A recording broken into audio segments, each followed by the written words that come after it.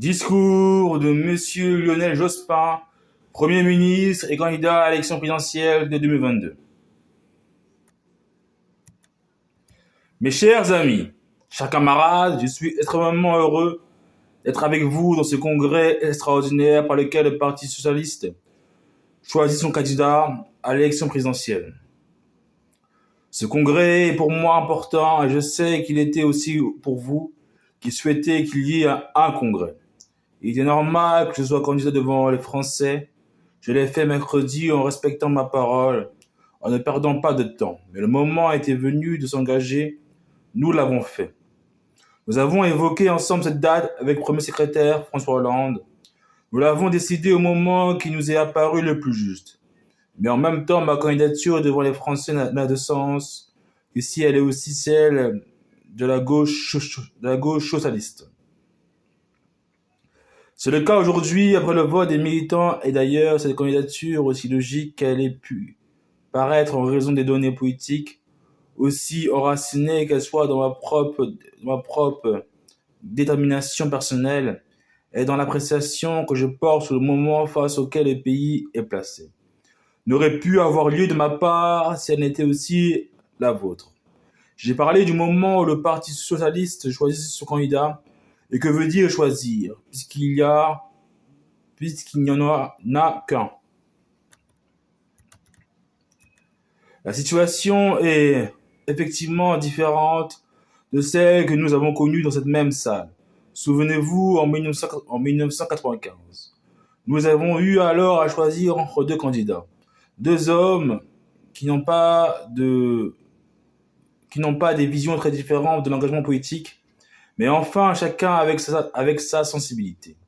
Henri Emmanuelli et moi avions été ensemble au vote des militants et on avait dit à l'époque, souvenez-vous, à l'intérieur d'un parti que l'on disait en difficulté, que l'on regardait souvent de haut, que c'était justement la dignité démocratique de cette confrontation, la fraternité du débat qui nous avait à la fois opposés et unis devant les militants, qui avait été source de la dynamique même de la campagne et de la campagne initiale. Alors qu'à l'époque, on nous assurait déjà que la droite aurait deux candidats au second tour. Aujourd'hui, la situation est différente. Il y a un seul candidat. Je le suis. Et c'est le résultat d'une situation politique que l'on connaît. Mais aussi des responsabilités que j'ai assumées en votre nom, avec d'autres, notamment avec les ministres depuis 5 ans. Des responsabilités que j'ai assumées, moi, depuis un septennat. Je voudrais vous dire en même temps que cette seule candidature ne prévient pas le vote des militants de sa force, ni le congrès de son sens symbolique. Il est bon, en effet, quelles que soient les circonstances, et même si aujourd'hui un seul vote pratiquement s'exprime, que soit marqué que ce sont les militants et que seront toujours les militants socialistes qui désigneront leurs candidats à l'élection présidentielle. Après, mercredi, il faut bien reconnaître que la procédure a été intentionnellement accélérée. J'ai dit à François, mais je ne connais plus bien, évidemment, le fonctionnement interne. Es-tu bien sûr qu'ils vont accepter comme cela, nos militants, de se réunir en 2 jours, de faire leurs congrès fédéraux, de venir dimanche pour un congrès? Il m'a répondu, mais tu es d'une autre époque. Eux, maintenant, c'est le fax, l'Internet, là, la réaction rapide. Tu seras surpris. Et je dois dire que vous m'avez ce matin surpris et ravi. Vous avez su organiser très vite le vote dans une section si vite que je n'ai pas eu le temps d'aller dans la mienne. Mais j'irai m'excuser cette semaine auprès des militants de Sainte-Gabelle et j'ai déjà adressé ma lettre au premier secrétaire fédéral pour lui dire mes regrets. Ils ont bien voté d'ailleurs. 75% de participation. Je les remercie tous, les Hauts-Garonnais. Vous avez organisé le vote des militants, vous avez tenu les congrès fédéraux et nous sommes là rassemblés avec vous. Je veux remercier le premier secrétaire et le premier secrétaire de nos fédérations. Je veux vous remercier de votre promptitude et de votre disponibilité. Vous avez eu du mérite à agir ainsi, mais en même temps, il fallait le faire. Parce qu'ainsi, le parti socialiste, une fois de plus, a fait la démonstration de sa capacité d'adaptation rapide, de son sens politique qui fait qu'après tout, Cette semaine qui devait se terminer sur le succès de l'UME se termine sur le triomphe du Parti socialiste, sur le succès de l'UEM avec François. Je reviendrai. Aujourd'hui, en tout cas, avec un vote de près de 70% de nos adhérents qui ont dû réagir si vite en pleine vacances scolaires, eh bien, tout simplement, et merci, je suis votre candidat à l'élection présidentielle. Je veux vous dire ma fierté, je veux vous dire ma gratitude, je veux vous dire aussi parce que j'ai ressenti, elle m'a presque supprimé mon émotion. Bien sûr, dans cette élection qui s'ouvre, je ne peux pas vous garantir le succès. Il y a un président sortant, je ne suis que le challenger. Le rapport gauche-droite dans le pays est équilibré. Mais gardons quand même le souvenir qu'en 1995, il était très déséquilibré en notre défaveur. Mais je peux en tout cas vous assurer d'une chose, je ne suis pas comme en 1995 candidat pour témoigner, candidat pour restaurer, candidat pour réhabiliter. Non, je m'engage dans cette campagne devant les Français et avec vous pour gagner. Je serai mercredi au plus tard si Jean Glavany et quelques autres font bien leur travail au siège de la campagne, que nous avons d'ailleurs eu envie d'appeler, parce qu'après tout, c'est un beau symbole pour des socialistes, l'atelier de campagne plutôt que le siège de campagne. L'atelier, c'est la production, c'est le lieu où les ouvriers se rassemblent, travaillent, combattent, expriment leur fraternité. L'atelier, c'est le lieu de l'artiste, du créateur, de celui qui apporte l'innovation et la beauté. C'est un bon nom pour nous servir de siège de campagne, et c'est quand même mieux que le tapis rouge. Car de même que je me souviens, ayant relu mon discours de 1995 ce matin, je dois dire un peu tard, ayant constaté que ce n'était pas tout à fait la même tonalité. De même que je me souviens que j'avais dit à l'époque à propos de M. Balladur, alors largement favori qu'on ne se faisait pas nommer à la présidence de la République, de même voudrais-je dire devant vous très tranquillement ce matin qu'une élection présidentielle, un rendez-vous avec le peuple, ce n'est pas un tapis rouge que l'on déroule. C'est une confrontation, c'est un débat, c'est un moment où l'on rend compte de ce qu'on a promis et de ce qu'on n'a pas tenu. C'est un moment où l'on avance aussi ses propositions par les Français. Et nous aurons 2 mois et demi pratiquement pour le faire. Mercredi donc, je serai au siège de la campagne. À l'atelier de campagne, je tiendrai une conférence de presse. Je présenterai les équipes qui m'accompagneront dans ce mouvement et elles seront naturellement l'expression de ce que nous sommes. Et puis, dans le même temps, je veillerai avec les ministres, avec les membres du gouvernement, à ce que la France soit gouvernée. Mais enfin, je me consacrerai aussi pleinement à la campagne. On m'a assez dit ces derniers jours qu'il fallait que j'y aille pour qu'on ne me reproche pas de partir. La situation qui est devant nous est assez originale. Nous ne venons pas de l'opposition comme en 1981, ni non plus comme en 1995. Nous n'avons pas le président sortant comme François Mitterrand en 1988 a été un nouveau candidat et réélu par les Français. Mais en même temps, nous gouvernons depuis 5 ans avec le même gouvernement. Même si des changements d'hommes et de femmes se sont produits, c'est la même équipe, c'est le même Premier ministre et c'est sans précédent dans l'histoire de la gauche, tout simplement, et assez rare même dans l'histoire de ce pays, qui a l'habitude de changer assez souvent ses gouvernements, et parfois pas moins sous la Cinquième République que la Quatrième. Et puis, juste après cette élection présidentielle, nous aurons les élections législatives, non pas cette fois comme en 1981 ou en 1988, parce que le président élu dissout l'Assemblée nationale, mais simplement parce que le calendrier le veut ainsi. Si bien que ces élections, les 2 mois et demi de campagne présidentielle, le mois ou le mois et demi de campagne législative vont former comme un couple politique, un couple indissociable et uni dans l'esprit des Français. Ce président qui vont élire, ce gouvernement qui devra agir, cette majorité qui devra exprimer la diversité du peuple à l'Assemblée nationale. Je ne veux pas aujourd'hui vous parler de tous les points et d'ailleurs, ayant l'occasion d'intervenir souvent dans les semaines qui viennent, je ne vais pas à chaque fois, bien sûr, décliner l'ensemble des propositions qui sont les nôtres. Cette campagne sera longue. Il faudra donc que je choisisse, selon les moments, d'insister sur tel ou tel problème. Et c'est finalement l'ensemble du parcours qui donnera son sens à ce message que nous aurons fait passer auprès des Français. Je voudrais d'abord m'interroger avec vous sur l'enjeu de cette élection présidentielle. Moi, je crois profondément que cette élection a à voir avec la vérité des intentions, avec le respect des engagements et avec la responsabilité des actes que l'on accomplit. C'est, je crois, en raison de cette exigence de vérité, de respect et de responsabilité, qu'à la première question que les Français vont devoir se poser, devons-nous réélire le président sortant après 7 ans pour 5 nouvelles années? Il n'a pas dépendu de lui quelle a été cette d'ailleurs. Je crois que la réponse en conscience est non, mais c'est à eux qu'il appartiendra de le dire. 2 ans de présidence infidèle, 5 ans de présidence passive, font 7 ans de présidence contestée. Pendant 2 ans, quand le président sortant pouvait agir librement, il a délégué le pouvoir à un Premier ministre qui a fait une politique contraire aux engagements qu'il avait pris devant les Français.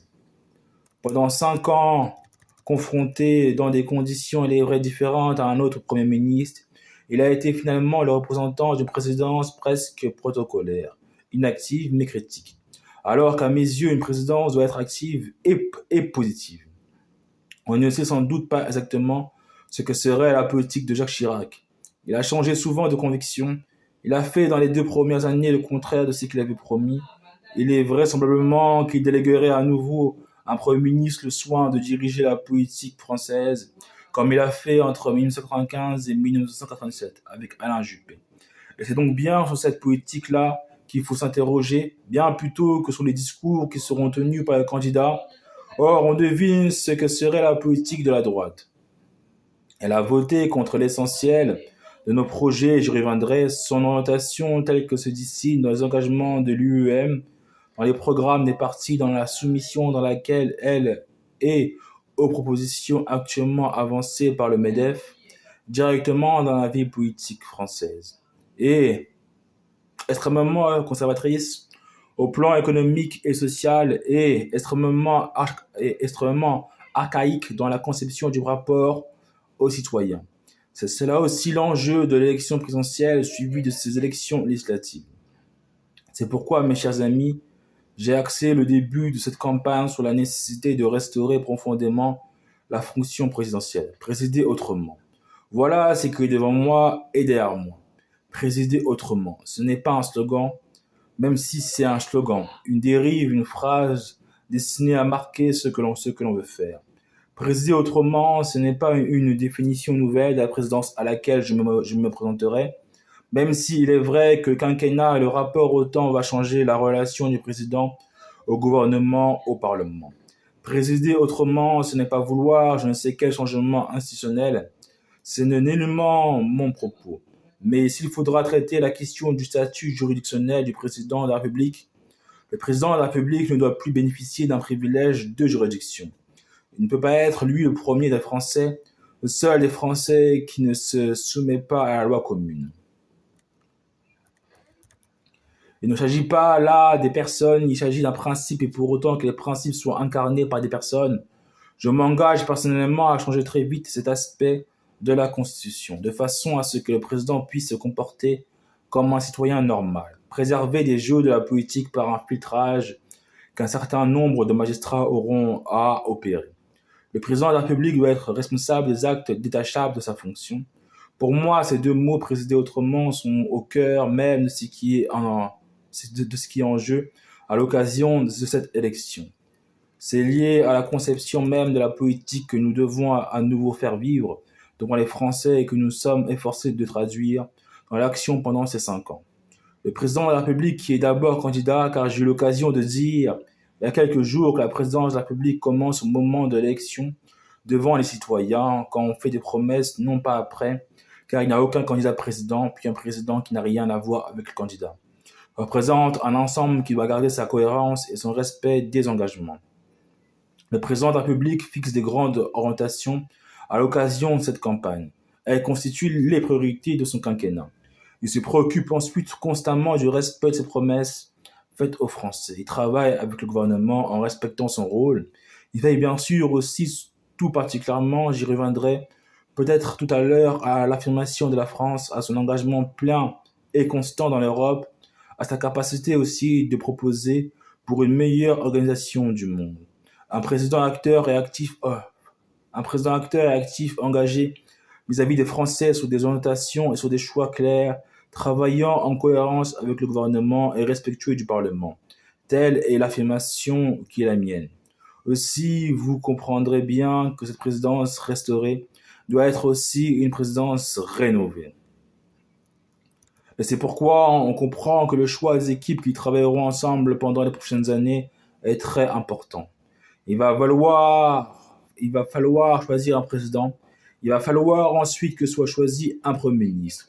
Il va falloir constituer une équipe gouvernementale et que se forme à l'Assemblée nationale une majorité pour construire par des votes l'action du pays.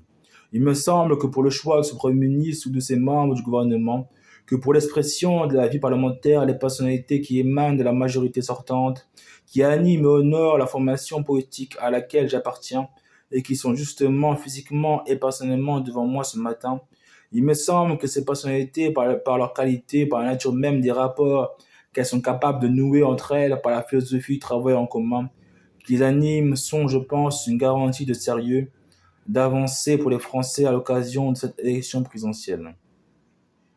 Naturellement, je ne veux pas à cette candidature comme un homme seul. Je m'appuie sur la force du Parti socialiste. J'espère bien avoir ensuite le rassemblement des forces de la gauche et même aussi attirer vers nous ces centaines de milliers d'hommes, de femmes, de Français qui ont eu une conception digne de la République et qui veulent que notre pays puisse avancer la tête haute. Mais nous aurons aussi besoin de ces hommes et de ces femmes capables de travailler au quotidien dans des fonctions de responsabilité et pour cela, même si c'est aux Français qu'il appartiendra d'en juger, je crois qu'il est préférable à l'occasion des élections de faire appel à la gauche plutôt qu'à la droite. Cela se remarque d'ailleurs dans la façon même de concevoir l'action politique et de la conduire. J'ai parlé de vérité. J'ai dit que ce qui justifiait l'autorité de chacun était l'acceptation de sa propre responsabilité. Et il est vrai qu'il y a un lien entre la vérité et la responsabilité, parce que si nous n'avez pas dit la vérité sur vos intentions, comment seriez-vous tenu responsable des actes que vous accomplissiez ensuite? Il va s'agir dans cette élection d'une question de respect à l'égard des Français, et c'est pourquoi la façon dont l'un et les autres agissent à l'égard des autres, à l'égard des formations politiques ou des personnalités politiques, est à mon sens, en ce début de campagne tout à fait éclairante. Ma conviction profonde est que c'est en respectant les autres qu'on peut se donner les moyens de rassembler. Ce n'est pas ce qui se passe à droite. La réunion de l'UEM hier à Toulouse a été à cet égard singulièrement révélatrice. Nous ne savons pas ce que c'était ce rassemblement. Nous ne savons pas si c'est une formation politique nouvelle ou simplement une construction chaotique sur des propositions éclatées pour l'instant d'une campagne.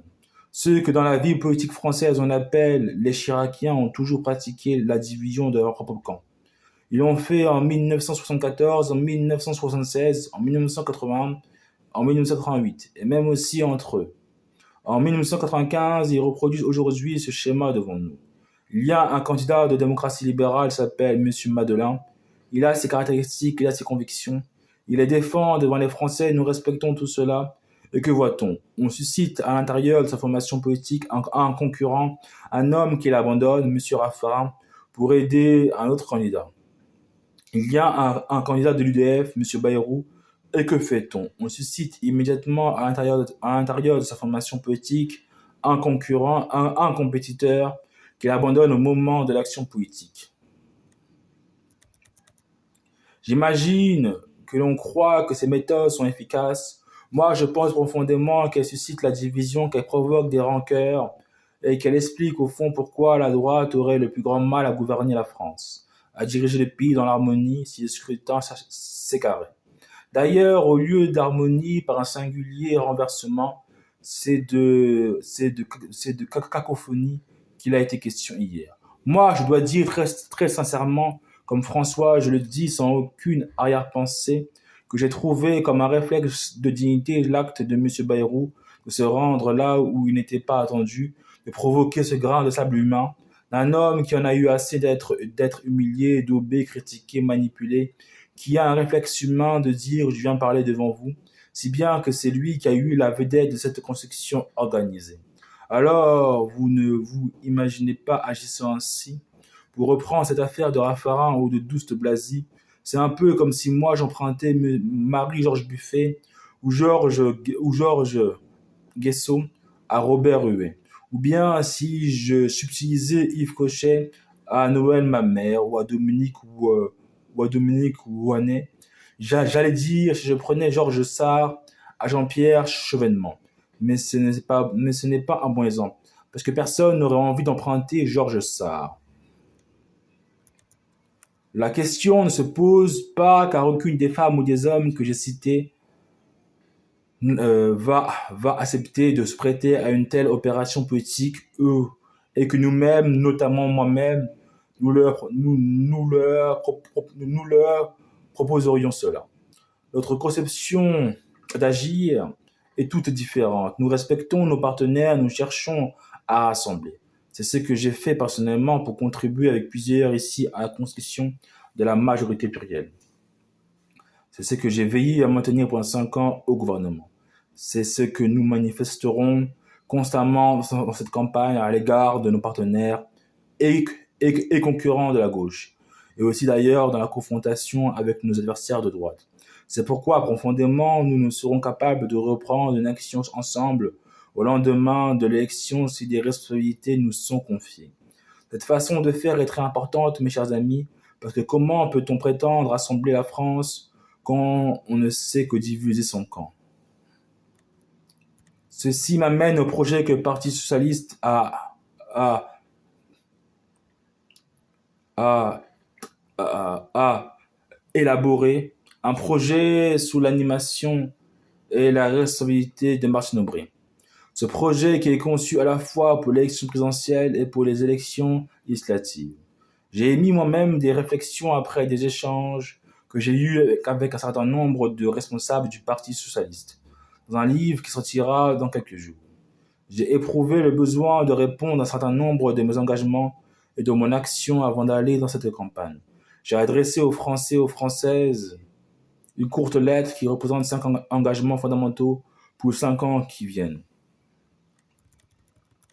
J'aurai l'occasion de les décliner et de les préciser tout au long de la campagne, et je sais d'ailleurs que cette lettre aux Français, les militants vont la diffuser, à partir de ce week-end, massivement et partout, portant d'une certaine façon ce qui est l'engagement d'un homme, manifestant par là que cet homme lui-même est au cœur d'un mouvement collectif.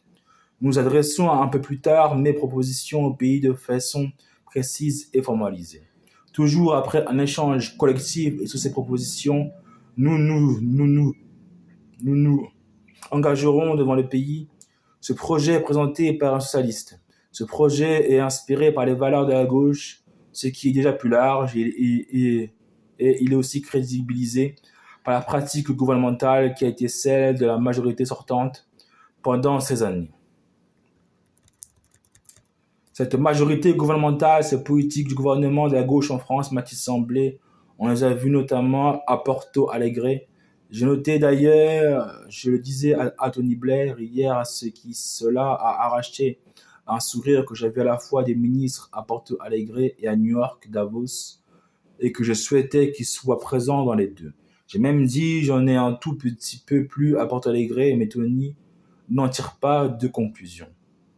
Il ne m'a pas semblé qu'à Porto Alegre ou dans d'autres instances, l'action du gouvernement de la France, les propositions qui sont les nôtres, la thématique de cette gauche que nous rassemblons était particulièrement centriste, ce qui est de nature à me rassurer, et vous aussi. Ce projet est destiné aux Français, qu'ils soient socialistes ou qu'ils ne soient pas. Nous leur proposons des orientations qui seront sans doute au centre du débat politique, et elles le sont déjà en ce début de campagne, d'autant qu'on ne connaît pas celles des autres, en tout cas du principal candidat de la droite. Ces propositions représenteront pour eux une démarche de progrès et surtout de choix clairs, car présider et gouverner, cela veut dire faire des choix. Pourquoi faudrait-il que je donne ou que nous donnions de ce projet une définition étroite et que je l'enferme à l'avance dans une terminologie particulière, fût-elle familière à nos oreilles? Je ne le ferai certainement pas. Un thème à la mode est aussi de dire qu'il n'y aura pas de différence désormais entre la gauche et la droite, et à mes yeux, rien ne me paraît confirmer cette proclamation ou ce postulat bien évidemment critique. Certes, nous ne sommes pas dans une phase de l'histoire très idéologique. Nous savons toutes les évolutions du monde qui viennent de se produire. Mais en même temps, si vous regardez ce qui a été fait par la droite entre 1993 et 1995, si vous regardez vous-même les valeurs qui ont fondé notre action et les actes concrets que nous avons posés entre 1937 et 2002, si vous regardez aussi, et j'y reviendrai rapidement, l'attitude qui a été celle de la droite concrètement pendant ces 5 ans, je crois qu'il y a une différence très claire entre la gauche et la droite, non pas dans les proclamations idéologiques, mais en partant des réalités politiques, en regardant ce qu'ont été les projets qui ont été faits et les votes sur les projets. Je constate simplement que rares ont été les moments de consensus ou de confusion. Le bilan de cette législature a bien sûr ses ombres et ses lumières. Il a connu des avancées, des succès, un certain nombre d'échecs, et nous en rendrons compte honnêtement. D'ailleurs, nos concitoyens sont en mesure de savoir ce qui ne va pas encore et ce qui doit être amélioré.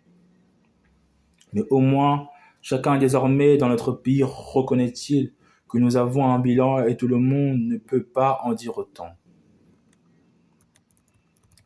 Chacun aussi admet, je crois, que ce bilan est conforme aux engagements que nous avons pris devant les Français. Éclairons simplement l'attitude de la gauche et de la droite. À propos de questions concrètes, de questions qui ont souvent concerné dans leur vie quotidienne ou pour leur avenir des millions d'hommes et de femmes, des centaines de milliers de jeunes, sur l'emploi. Nous avons fait voter les emplois jeunes, les 35 heures. Nous avons adopté la loi de modernisation sociale. Dans la lutte contre les exclusions et les discriminations, nous avons fait voter une grande loi de lutte contre les exclusions. Nous avons adopté la couverture maladie universelle permettant l'accès à l'ensemble des hommes et des femmes qui jusque-là ne pouvaient pas le faire. Nous avons pris des mesures contre la discrimination à l'embauche ou dans les licenciements de façon à ce que la couleur de peau ou l'origine ne soit pas un critère de choix. Nous avons fait adopter l'allocation personnalisée d'autonomie qui va changer les conditions de vie dans les familles par rapport aux personnes dépendantes. Et nous savons tous avec quelle force, avec quelle humanité, avec quelle connaissance des problèmes Paulette Guinchard défend cela à travers le pays. Nous avons fait adopter la loi solidarité et renouvellement urbain pour faire avancer la mixité sociale, pour réduire les quartiers ghettos, pour faire que l'on répartisse les HLM de façon à ce qu'il n'y ait pas des communes qui laissent à l'écart les logements sociaux. L'approfondissement de l'état de droit, entrée et séjour des étrangers, réforme du code de la nationalité pour revenir au droit du sol contre le droit du sang qui n'est pas la tradition républicaine française. La loi sur la présomption d'innocence, même s'il a fallu la rééquilibrer devant les réalités. Et là encore, nous avons montré que nous étions pragmatiques, que nous tenions compte des réalités avec l'aide de Julien Drey. Nous avons fait voter les amendements qui rééquilibrent le pôle de la liberté et le pôle de la sécurité et de l'ordre. La modernisation de nos institutions, l'inscription automatique des jeunes sur les listes électorales, la limitation au moins partielle du cumul des mandats, même si la droite et le Sénat nous ont empêchés d'aller plus loin, la lutte contre l'insécurité avec la loi sur la sécurité quotidienne, l'égalité entre les hommes et les femmes avec la parité, non pas le mot inscrit dans la Constitution, parce que le président n'a pas voulu de ce mot, qu'il était si simple, si fort, si symbolique, mais moi j'ai eu une satisfaction. Ce n'est simplement pas d'entendre Madame Alliot-Marie s'y référer. C'est aussi de voir que c'est le mot finalement qui s'est imposé dans la conscience de tous, dans le vocabulaire de chacun, parce qu'il a été porteur de symboles. L'égalité professionnelle homme-femme, l'accès à la contraception d'urgence, l'allongement du délai légal de recours à l'IVG, la réforme du nom patronymique votée, c'est la dernière loi avec Ségolène Royal. L'ouverture des droits nouveaux dans notre pays, le Pax qui prend en compte le droit d'hommes, de femmes à vivre librement leur désir, puisque ce mot existe, paraît-il, en dehors du vocabulaire politique. Les droits des malades, les mesures contre le harcèlement moral dans les entreprises, et notamment contre les femmes. Je veux aussi parler d'une rénovation profonde et progressive du droit à la famille, avec une place plus digne faite aux enfants adultérants, avec le renforcement des droits du conjoint survivant, avec la réforme de l'autorité parentale, équilibrant la présence et le rôle de la femme et de l'homme, avec le congé paternel pour enfin nous permettre de nous occuper de nos enfants, avec d'ailleurs ce constat merveilleux, nous remarquons qu'au moment même où nous avons fait le Pax, le nombre des mariages dans ce pays n'a jamais été aussi élevé. Ce qui prouve à quel point on peut avoir une conception nouvelle, moderne et rénovée de la famille, tout en lui gardant son rôle d'institution fondamentale dans la société. De la même manière, avec le nombre des mariages ou des concubinages, il y a aussi le nombre de naissances en France qui a atteint un nouveau record par rapport aux dernières années, ce qui est un démenti contre le pessimisme de la droite qui ne voit jamais ce qui ne va pas, qui a une vision négative et sombre de la France alors que les Français, eux, veulent avancer. Je pourrais parler aussi de l'aménagement du territoire, de la décentralisation, des grands enjeux de sécurité publique et de santé publique, de l'environnement, de la loi d'orientation agricole et des retraites agricoles, puisque le salon de l'agriculture s'est ouvert hier. Tous ces sujets, mes chers camarades, sont les marqueurs de notre identité. Il dit si oui ou non nous sommes des hommes de gauche. Ils fondent la légitimité de la démarche lorsque nous disons aux Français que nous sommes prêts à faire de nouveaux pas avec eux parce qu'ils sont gagés de notre crédibilité. Qu'a fait la droite sur tous ces thèmes, sur tous ces sujets? Pour l'essentiel, elle s'est opposée quand elle pouvait bloquer au Sénat ou à la présidence. Elle a parfois mis du bout des lèvres, rejoint des projets qui étaient les nôtres quand visiblement il lui était difficile de marquer une opposition, mais ce fut rare et elle a même aussi quelquefois regretté de ne pas nous avoir suivis lorsque manifestement sur certains sujets en particulier, elle s'est sentie à contre-courant de la sensibilité de la société moderne. C'est vrai qu'il n'y a pas eu, au cours de ces années, toujours une opposition frontale, car nous étions en cohabitation, mais faudrait-il vraiment le regretter? La démocratie n'est pas une guerre civile, civilisée. Les distinctions ne sont pas aussi idéologiques qu'elles ont été par le passé. Mais enfin, il n'a échappé à personne que quelques grandes évolutions s'étaient produites, que l'Union soviétique avait implosé, que l'organisation du monde en deux systèmes antagonistes, en deux pôles contradictoires, s'était défaite, que dans la vie intellectuelle de notre pays, dans le domaine des idées ou de l'idéologie, nous avions assisté à une quasi disparition du marxisme. Nous avons eu à prendre en compte les conséquences sur notre pensée, sur nos concepts, sur nos propositions, de la réelle confrontation par nous des réalités du pouvoir. Et les différences sont là et restent bien là. Elles sont dans le style, mais elles sont dans les projets, mais elles sont dans les valeurs, mais elles sont dans les pratiques, dans les personnes, et elles sont aussi dans les candidats. Alors, sont à mon sens ces différences largement suffisantes pour permettre un débat plein d'intérêt pour polariser l'élection présidentielle dans son premier tour, puis dans son second tour, pour offrir des choix clairs aux Français dans ce moment clé pour éclairer le sens du vote qu'ils vont avoir à émettre. D'abord pour écouter chacun et donner à chacun sa part du vote des citoyens à l'occasion du premier tour et puis ensuite au deuxième tour pour écarter celui qui devra l'être et choisir le président. Pendant cette élection, je serai votre interprète. J'écouterai les Français, mais je leur donnerai aussi mes réponses, nos réponses, ma vision de la France, de son rôle dans le monde, de la force de son engagement européen, une France forte mais disponible pour les autres. Je vous ai dit que ce matin, je ne déclinerai pas les grands axes de notre projet. Je vais avoir largement le temps de le faire. Je veux pourtant évoquer simplement un thème, celui de la France forte, celui de la politique étrangère de notre pays, pour dire que ces 5 années impliqueront que nous abordions avec maîtrise, constance, mais aussi avec une faculté de rénovation et de proposition un certain nombre de grandes questions.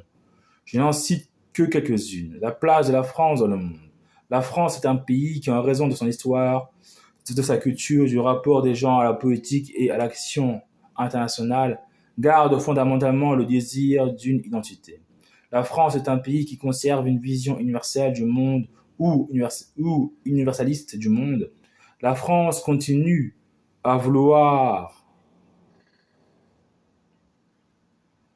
La France continue à vouloir jouer un rôle dans la vie de la planète. Elle est un pays alors que tant de nos amis parfois ou de nos partenaires s'alignent volontiers qui est au fond animé par le refus de la soumission. Et je veux profondément porter cela aux responsabilités si l'on me fait confiance, mais je le veux faire sans un repli national qui serait pour nous mortel, sans une frilosité européenne qui nous interdirait de jouer de notre rôle dans notre espace naturel de civilisation, mais aussi sans dilution dans cette globalisation où les règles du libéralisme et l'uniformisation de la culture et des pensées menacent. C'est ainsi que je concevrais le rôle de la France à partir de son identité, mais une identité qu'elle offre aux autres pour la confrontation et le débat. Cela pose une deuxième question qui est celle de la force motrice de la France dans l'Europe. Nous avons réussi magnifiquement le passage à l'euro et je veux, à cet égard, avec bien d'autres ministres, remercier Dominique Strauss-Kahn et Laurent Fabius qui tous les deux ont fait que ce passage se fasse comme il s'est passé, même si naturellement nous avons les uns et les autres salué tous les acteurs de cette magnifique réussite. Nous devons donc nous appuyer sur ce succès que personne n'aurait laissé entendre, qui est un événement majeur de la création d'une monnaie à 12 pays, avant que d'autres aussi s'y joignent pour réussir les prochaines étapes. Dans l'élargissement, nous devrons légitimement défendre nos intérêts, comme tout pays doit le faire dans des négociations internationales. Mais nous devons aussi veiller à accueillir les nouveaux candidats, être ouverts car il s'agit d'une grande aventure collective. Et nous devrons aussi veiller avec eux veiller avec eux que cet élargissement sans précédent de l'Union européenne n'aboutisse pas à la dilution du modèle européen. Nous l'avons toujours dit, nous ne voulons pas transformer la communauté européenne. L'Union des nations européennes, la Fédération des nations européennes, en est une simple zone de libre-échange. Ce n'est pas pour cela que nous nous sommes battus pendant des décennies. Le défi de l'élargissement, le défi de l'avenir de l'Europe, j'ai fait à cet égard, après en avoir parlé avec beaucoup, que ce soit au Parti socialiste ou à la délégation européenne au Parlement européen, que j'ai reçu un certain soir à Matignon, et que ce soit après en avoir parlé avec Jacques Delors notamment, j'ai fait des propositions sur l'avenir de l'Europe dont je suis convaincu. Nous en avons déjà eu quelques témoignages qu'elle se situe au centre de gravité de ce que pourra décider l'Union européenne. Après les travaux de la Convention, cet avenir de l'Europe passe aussi par l'affirmation de son modèle de civilisation et par la constance de sa présence au monde. Une troisième question sur laquelle je voudrais dire quelques mots, qui commence à surgir dans les débats européens, qui a provoqué quelques échanges un peu difficiles avec nos partenaires américains, est justement la question de la puissance et de la présence américaine au monde. Nous avons affirmé totalement notre solidarité à l'égard du peuple américain et des dirigeants américains après les tragiques attentats du 11 septembre. Nous sommes à leur côté dans la lutte contre le terrorisme. Nous sommes engagés en Afghanistan et nous poursuivrons avec détermination une lutte globale contre le terrorisme. Mais tous les problèmes du monde ne se ramènent pas au seul terrorisme. La sécurité du monde n'a pas qu'une dimension militaire, même si la dimension militaire est évidemment essentielle. Le monde est trop complexe, trop pluraliste pour qu'une seule puissance puisse aborder les problèmes du monde et prétendre les résoudre à la lumière seule de ses intérêts nationaux. Je l'ai dit hier à Stockholm, comme l'avait dit déjà Hubert Védrine précédemment, et je constate d'ailleurs que ce sont jusqu'à maintenant seulement des responsables socialistes et des responsables de gauche qui se sont exprimés sur cette question cruciale, pour tenir une parole nette, amicale, respectueuse, mais nette. Nous ne voulons pas que les États-Unis se situent en retrait du monde. On voit bien de quel poids pèse le fait qu'ils n'interviennent pas, comme l'avait fait Bill Clinton, courageusement sur le théâtre du Proche-Orient pour tenter de freiner l'engrenage de la violence, de la terreur entre les Palestiniens et aussi Israël, sur cette terre des grandes religions, qui doit être faite pour la paix, pour la concorde, pour le rassemblement et qui se déchire à nouveau. Nous ne voulons pas que les États-Unis soient en retrait du monde, mais nous voulons qu'ils soient présents au monde avec les autres en respectant des règles, en partageant l'esprit de dialogue, en s'inscrivant dans les grandes problématiques des organisations internationales qui ont à traiter des grandes questions du monde. Je l'ai dit hier à Stockholm à ceux qui étaient mes amis et mes partenaires. Et puis j'en termine, nous devrons être français plus actifs et présents encore que nous l'avons été et l'unité de pensée, si elle nous est donnée, permettra cette cohérence, cet esprit d'initiative, cette capacité à faire des propositions sans quoi sont constamment à rechercher des consensus, des équilibres, des compromis, ou qui se présentent ou qui ne se présentent pas, ou qui va là ou qui n'y va pas. Nous devrons, si on nous fait confiance, agir car nous ne pouvons pas laisser aller le monde tel qu'il est. Cette violence ouverte ou latente, ces injustices effroyables et qui s'accentuent dans une partie du monde sous-développée, notamment en Afrique, les risques éclatants et vénéneux de la montée du fanatisme, les progrès de la criminalité internationale, tout cela doit être abordé, combattu, mais doit recevoir aussi des solutions positives. Ce monde, nous devrons l'infléchir, le redresser, l'organiser, le rendre moins injuste, et c'est là une des missions possibles de la France, et c'est là un des rôles essentiels d'une présidence active. Mes chers amis, mes chers camarades, je conclus, à travers ce que j'ai esquissé, à travers l'approche qui est la nôtre de la politique, qui nous regarde les thèmes, les engagements que nous avons proposés aux Français, que nous allons maintenant nourrir, expliciter, préciser. On voit bien que nous voulons affirmer et que je veux porter une ambition pour les Français, celle d'un pays qui, dans la fidélité à l'idéal républicain, dans la croissance et le progrès qui nous appartient de faciliter, concilie les aspirations individuelles, l'intérêt général et l'harmonie sociale. Nous allons, mes chers amis, avoir 2 mois et demi de campagne, 2 mois presque jusqu'au premier tour, 15 jours entre le premier et le deuxième tour, et tout cela nous conduira au 5 mai. Ce sera plus long qu'un certain ne le pense, et ce ne sera aussi en même temps assez pour donner aux Français les éléments du choix qui sera le leur. Il faudra assurément tenir la distance. Je peux vous garantir que je la tiendrai. Il faudra garder son calme et je sais que nous le garderons. Il faudra monter progressivement en puissance. Je connais assez la force du Parti socialiste, de ses militants, de ses adhérents, de ses responsables, de ses élus, de tous ces hommes et ces femmes, qu'en outre, ils vont entraîner avec eux pour cette campagne pour savoir qu'au moment où certains commenceront à sentir la fatigue, nous nous serons en plein élan pour aller jusqu'au bout. Il faudra répondre aux critiques, mais il faudra surtout proposer de façon positive les bases d'une nouvelle étape à accomplir ensemble avec les Français. Aujourd'hui, je me suis exprimé dans un congrès extraordinaire des socialistes et j'ai parlé comme il convenait en militant. Sans oublier le militant que je suis, fidèle à notre engagement collectif à travers la campagne, dans d'autres occasions, dans d'autres lieux, de multiples lieux à travers la France, devant d'autres publics.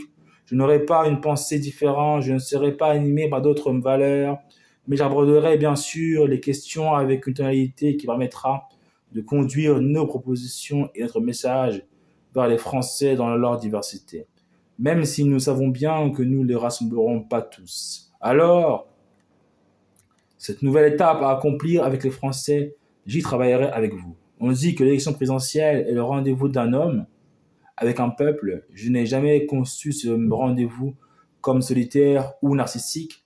Je le conçois comme mené au milieu d'autres citoyennes et d'autres citoyens. François l'a dit, la France n'appartient à personne. Personne ne peut prétendre s'exprimer totalement en son nom. Nous émanons tous d'une réalité pluraliste. Nous sommes l'expression de force, mais en même temps, nous devrons être capables de les dépasser, de nous concilier avec d'autres, de prendre en compte des intérêts contradictoires, de connaître, l'adversité, de partager non pour les approuver, les réticences, les oppositions aux choix principaux, une orientation, et c'est ce que je ferai, moi avec vous et devant les Français. C'est si nous travaillons ainsi, mes chers amis, que nous sera donnée la chance, la victoire, et c'est pour cette chance que dans les semaines qui viennent avec vous, je me battrai. Vive la France, vive Monsieur Lionel Jospin, vive la République, vive le progrès.